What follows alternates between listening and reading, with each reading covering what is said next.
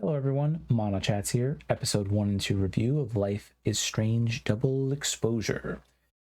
13 hours of play to get to this point, and I am a big Life is Strange fan. I think this game is pretty middling right now. It's hard to say until the story's up, but I do feel like there are some cool moments here. It's just a bit of a letdown if you were a fan of the first game. You really liked Max, you really liked Chloe, you liked those characters, you liked their interaction, and you were hoping to see consequences from your choices carrying out here. If you're looking for that, well, you're not going to find it here. If you're looking for cringe dialogue, unfortunately, it's not there as much. You're not going to get many hellas out of this, but there are some moments here and there. For example, let me play one that stood out to me. So yeah, caked up Mothman, goated with the sauce, as Max says so eloquently, and also in a kind of inappropriate time. But that aside, you don't really get that many cringe things of dialogue, so thankfully, that's not too much of an issue. I'm going to play a little bit of this kind of muted at the beginning so that you're not hearing too much dialogue from it, but it's nice to hear Max's voice again. I will play some of that a little bit later. I just don't want to have it playing right away because there's going to definitely be spoilers. So I'm going to play my early game footage, which I foolishly forgot to record audio with, just so you're not going to get spoiled on anything and you can see some of the gameplay as I talk about it a little bit. And then once I get into spoiler stuff and I've, sort of said, okay, spoilers are starting, I'll look at some of the other footage.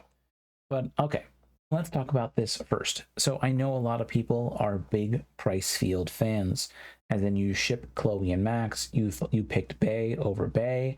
You didn't care that a bunch of people died. You were going to save your girl.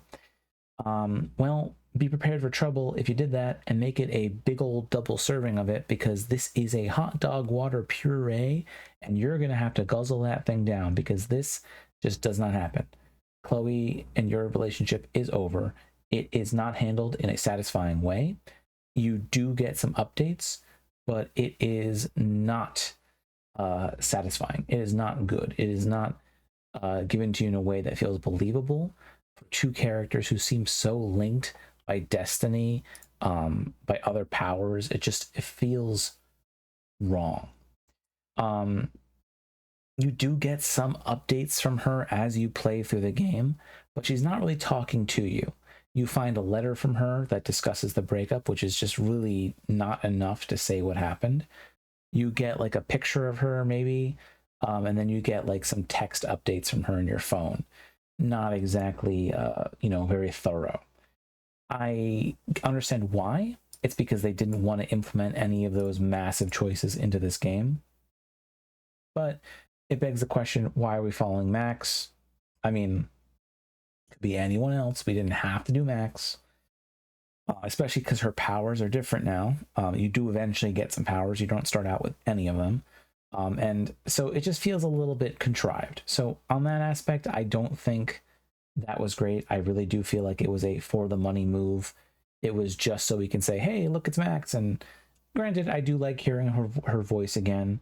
I do think it's very satisfying, but it's not the the ideal situation. All right, but let's get into the basics here. So let's decide if you want to play this game or not. And I'll help you through that by giving you a rundown of what you can do. So no spoilers yet. Let's go into this. So Max is back. She sounds like Max. Nostalgic to hear her again. And that is probably going to strike a chord with you if you, like this game the many years ago that it came out. Graphics are far improved. You can see as we move around here, it does look a lot better than it used to. Facial expressions are better, if not a little, funky looking sometimes. It definitely looks a little more interesting. There's some nice moments where you get to take more pictures. I like that you get to make the shot composition. I mean, that makes sense for who Max is. And we are a bit further into Max's life here. Now, I find the story and the characters that surround this new plot to be pretty decent. I like a lot of the people, and while some are kind of hollow or poorly introduced, I think they all have potential to develop into likable characters throughout this series. I do find myself curious about where things are going to go. And by the end of episode 2, I was kind of like seeing like everything was coming together, and I was kind of like, oh, I'm kind of hopeful this is going to go in an interesting direction. But I'm also kind of a little worried considering we've seen where some of their choices go. They didn't really care about the previous game, and it's like, do I think they're going to have a satisfying ending? I mean, I would say the first game didn't even have a satisfying like big ending. It was just kind of like, oh, do I nuke the town or do I save Chloe? And then like all your other choices were kind of like, meh, not the greatest. I think a lot of the characters at first you're gonna feel like they're kind of strangers that you're supposed to know, which makes some sense. But with them, I felt it more like where I was sitting there thinking, okay, Max should know more about this person. It feels weird I don't have like a nice summary or really any background on who they are. I mean, even this person that we're starting with, Safi, I have no idea who they are in relation to Max. I mean, I know they're a friend, but at first I was like, is this like her girlfriend? Is this like, like who is this? Eventually, of course, the information gets filled out, and I guess that plays into, immersing you in the world eventually, but it does feel a little bit weird at first. The story is very pro LGBTQ plus. I can see that as I've been going through it. And it's also very anti-cop, which is pretty standard for Life is Strange stuff. So if that offends you, you're going to be offended. If that doesn't offend you, you're not going to be offended. I don't really find it to be anything negative. I really like the relationship. I really liked Max and Chloe. I like that they're, at least keeping Max able to be bi. I'm glad they're not doing like a bi erasure thing, although I think the male romance interest she can have is really bad. Like the guy is a total sleaze, but whatever. That's fine for me because I always felt Max is a little more towards the girl side, but that's kind of brought up pretty quickly in the story, and that's the only reason I'm going into it. Like very rapidly, it's kind of like, oh, someone's into Max, and you're like, what? And then it's like, oh yeah, for a while, like she's been thinking about this other girl, and it's a little jarring, especially because you're probably like at that point in the game, you're like, man, really sucks that Chloe's not with her anymore. If you're one of those people that was into that, I think that was handled a little poorly, the new relationship thing. But let's not dwell too much on that aspect of it. I just think that you'll probably notice it and be like, wow, that is jarring, insanely quick, had no build up, and just feels incredibly forced. But okay, dialogue. Dialogue is a lot less cringe. You're not going to be met with those hellos like I mentioned before. You do get some questionable commentary from Max once in a while, which feels like it's there just to be like, oh, look how, funny, lol, random she is. But mostly it's not too bad. I mean, right now Max is 28 years old. You kind of expect her to be a little more mature. She's somewhat famous. She's like a well-known photographer. She's on the college as like a guest instructor or a guest artist, I guess, and technically. But she does give classes. Not that we get to run any, but she has a bit more responsibility. I'm a little older than she is, and I cannot imagine myself saying something is goated with the sauce unless I was being like incredibly like facetious and just trying to be ironic. It would not be something I would say in my inner monologue, but this is Max. I'm okay with her being a little awkward. That's fine. I do feel like sometimes there's a bit of disconnect in her thoughts. So this is not uncommon in this kind of game, but it really kind of hit me in a weird way where I was on somewhat poor terms with the character and I didn't really trust them that much. And yet the commentary that Max was giving about like the stuff that I found in their office was all like really positive commentary, like glazing the person so hard. And it's like at the moment I was like, okay, this is because I could be on their good side. So they're giving me dialogue that's like trying to like hype them up a little bit, but not go into too much of how Max is thinking about it. I just think it was kind of weird. They didn't want to rewrite everything to have a different tone to it, but I can't imagine myself being, insulted by someone 1 second, then walk into their room and be like, wow, they're really cool. Look at all these nice things. It doesn't feel quite like the effort was fully made there. You know, for this kind of game, I would sort of expect that to be done. I mean, this game's whole gameplay is in making choices and then walking around and like adventure game, gaming it up. Like you're just clicking on stuff and being like, oh, there's a thing here, there's a thing here. But you're not really doing like any crazy interactions. At most, you have like a puzzle that's, you know, it's okay. Let me open that up really quick so you can take a look at that. Let me see. Here's the puzzle box. So let's take a look at the puzzle box and let's see if we have that. Yeah, I'll let that play in the background so you can see some amazing puzzle solving. Now, I'm glad they're trying to add some stuff, but it is not really at the level you're going to want it to be. There's also a few glitchy moments I had in episode 1 and 2. Now, granted, this is before the official full release, but I saw some characters T-pose. There was one time where I reloaded something, and characters, like, instead of sitting at a restaurant properly in a booth, they were sitting, like, in the middle of the air. It was a little awkward, but, to be fair, nothing was game-breaking, and reloading can fix things like that, but still, it was a little frustrating. There's also other moments where I thought some of the choices were kind of poor. For example, I couldn't put down a therapist's card that I picked up, which was like a minor interaction, but I couldn't put it down because the voice line that NPCs were having in the background, which would let me put the card down, didn't fully play. Sometimes turning away from someone or walking to look at other stuff will cut off NPC background chatter, and you cannot proc it again. I even tried to reload the area, load from a checkpoint, and I could not get that to load again. And so I found that to be kind of annoying. I mean, I feel like just let me play the chatter again. Why am I being punished for looking around?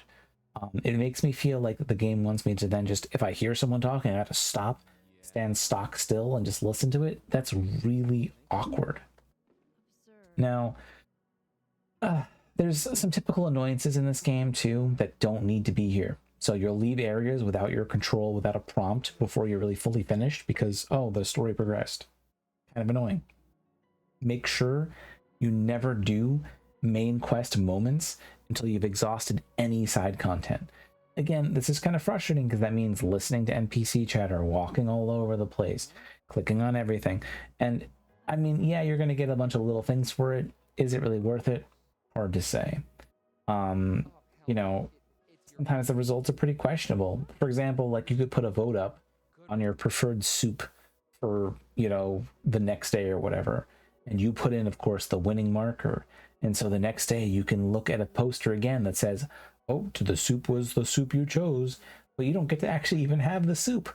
I mean, it's just kind of like, oh, what an amazing situation. Woo, I changed the soup on like the name on the list. It's little things like that just feel kind of cheap today. We've already seen this kind of game before. Maybe I'm being kind of hard on it. I do think it looks great, but yeah, it's just kind of eh. Now, the changes that do matter feel like the usual sort of thing. I do feel like there are times where you get like relationship changes depending on how you interact. Someone sounding offended is going to happen. And there's less of that moment where I had like in the first game or other games like this, where it feels like the character's loading in their angry face depending on how they felt about you. I feel like there's less of that. Things seem a little bit more natural. So yeah, it's all right. Once in a while you do get that feeling, but I think they've improved that at least. Now, in regards to powers, which I think are important for this series, I actually feel like the powers started to come together by the end of episode 2, where you had some interesting things going on. You had a very big moment, and you don't have rewind power anymore, but you have this sort of like alternate timeline you can go into where a massive event happened or didn't happen. So it's kind of interesting. At least I think so. Let's go back to some generic early exploration because I don't want to have any big moments again spoiled up. Okay, so yeah, there are some really interesting things with the new powers. Now, my only issue with talking about the new powers is this. In Life is Strange 1, there were some awesome powers that we never really got to do too much with again. For example, when we saved Kate Marsh, or I guess if you failed to save her, with that time where you stop time and you're able to move basically super fast and get up to the rooftop and talk to her way quicker than you should be able to, that power didn't come up again. And I wonder if there's a power that happens at the end of like episode 2 that's never going to come up again. I don't know if I can trust these devs and this storyline to do that for us. So that does worry me. But if it does stay in and it gets used in puzzles, there are some really potentially fun things coming up. However, I would say that in the first 2 episodes, the most fun puzzles I had to do were probably the very end of episode 2, which had somewhat of an interesting puzzle with the time powers. And then I think the puzzle box, which I just showed before, was probably the other puzzle that was interesting. Otherwise, it's kind of just like, okay, like very obvious, like let me visit the alternate reality world and let me visit the normal reality world. And then I will, grab one item, pick it up, bring it with me, grab another item. It's just not very interesting for being such a cool sounding power.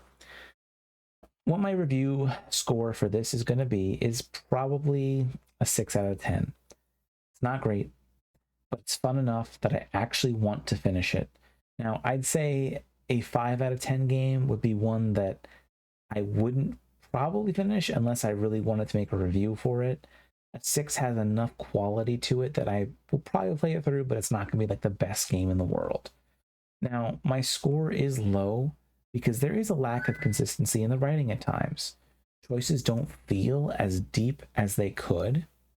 And especially how badly they handled a previous choice before, it just feels so weak. Now, spoiler alert. I repeat, spoiler alert. I'm going to now go into things that are more specific and spoil some moments, and these are perhaps best listened to if you're only mildly interested in the game, but you need a little more information and some more meat on that bone for this review. You want to have some specifics. So let's get a little bit into that and talk about what I really think is going on here. And like kind of give some more details away. This is gonna be more kind of just matter of fact. I'm just gonna talk as I play some stuff that happens a little bit later. Let me open one of these events that goes on. Okay, so with the spoilers, basically your friend Safi dies, and it's very typical, like a big moment kind of happens out of nowhere, and you of course are broken up about it, and you're so upset about it, and this sort of triggers a power to awaken in Max. Not a time-based power, though, not exactly like the one she had before. Rather, she gets the ability to basically exist in a different timeline. Now, what is fairly interesting about this is she can switch between timelines at little convergence points, which are all over the place. You can't do it freely, which is a little annoying, so you actually have to go to a specific spot in each area, which lets you swap, timelines. But basically, in one timeline, your friend Safi is alive. In the other timeline, she's dead. So that is kind of cool because you can see how characters act differently, how areas change based on that being the core difference. It does create a little confusion for you in a good way, in that your relationship with some characters in the happy world where Safi's still alive might be better or worse than it is in the other world. It starts to get kind of confusing, juggling, oh, am I on good terms with this person or not in this world? And I think that's kind of a cool way to kind of explain what Max must be going through dealing with this kind of event. To me, I find that to be pretty cool, but I worry that they're going to not really juggle that well afterwards. Now, even your texts, even all the like little messages you get change. And there is a brief period where you didn't get to basically exist in one world almost. Like you have messages you missed, and you didn't talk to someone for like a whole day. It was a little bit weird. I don't know if you are concurrently existing in both. I'm not really sure how that functions. That's not something the game has spoken about. Like if 1 second passes and I'm in the alive world, as they call it, is that going to be 1 second in the dead world that I didn't exist for? Do people see me swap between timelines? What if someone was looking at me as I swap between the timelines? There are some kind of cool ideas here, but I worry that we're probably not going to get a lot on them. We'll have to see, of course. But yeah, that's that on the powers. Now, what also gets interesting, aside from like juggling my relationships with other people, is that a mystery starts to come in. You want to find out, oh, like what happened to Safi, who did it, and you also want to find out in the alive world, if someone's going to go after her still, and you want to prevent that from happening because Max doesn't think that she can, save her again, so to speak. So that's very fascinating. And by the end of episode 2, you get a really crazy revelation. Again, massive spoilers here, but the revelation is you find a photo of Max pointing a gun at Safi, like as the last photo that Safi took, and someone else sees that with you, and it's like a big reveal. And now that is, of course, very mysterious. Like, how could that happen? Then there's also a really cool power reveal where Max is able to touch an object in one timeline and shift its state in that timeline to the other timeline, like force it to be there. So what she does is she touches a telescope or a telescope that's in a bunch of boxes, and swaps it with a completed telescope from the other timeline, and is able to make it appear, and someone actually sees that. So her powers can affect things. It makes me wonder, like, what if you did that to a person? Like, there could be some cool ideas here. That could also be really cool for some puzzles. Now, do I think they're going to carry that over? I don't know. I don't know if they're going to be able to do that. I don't know if they're going to be able to make it something really interesting, but there is potential here. I do think that, the general play of, like, you have an updated journal, you have little text messages, you have little choices you make. I do feel like it is interesting enough to keep you going, but I do worry that, like, the illusion is a little broken for me. And I think for some of you, you might feel like it's just not going to be worth your time to really go through with it. There are some old nods to, Life is Strange 1 as well.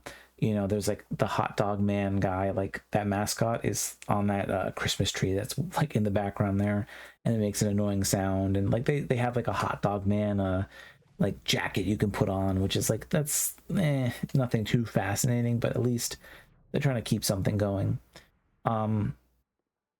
I think this game could either upgrade itself to like a 7 or an 8 if it has a really solid story, or it could crater and it could go down to like a 4 or a 3 if it just decides to just shit the bed with the story.